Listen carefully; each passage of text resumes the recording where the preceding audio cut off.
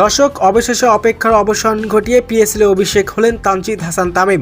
অভিষেক হয়ে করলেন অবিশ্বাস্য এক রেকর্ড। প্রথম ম্যাচেই খেললেন 100 রানের দুর্দান্ত ইনিংস। তার সেই ঝোড়ো ইনিংসে এদিন জয়ের দেখা পেয়েছে তার দল পেশাওয়ার জালমির।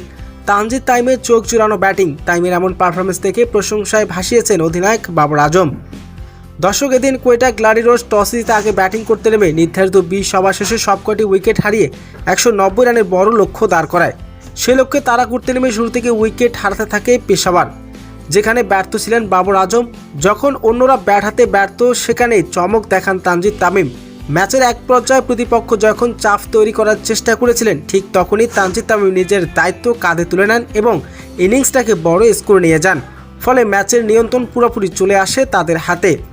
তবে হাঁকিয়েছেন একের পর এক ছক্কা। অভিষেক ম্যাচে চোখ ধাঁধানো পারফরমেন্স, প্রতিপক্ষ বলারকে করেছেন দিশেহারা।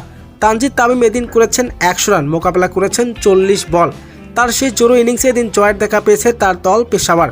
তানজিদ তামিম পিএসএলে অভিষেক হয়ে করলেন রেকর্ড। ম্যাচ জয়ের পর তানজিদ তামিমকে নিয়ে প্রশংসায় ভাসিয়েছেন পেশাওয়ার জালমির অধিনায়ক বাবর আজম। তো দর্শক, যদি পিএসএলে সুযোগ পেয়ে এমন পারফরমেন্স করতো তাহলে কেমন লাগতো দর্শক জানিয়ে দিন।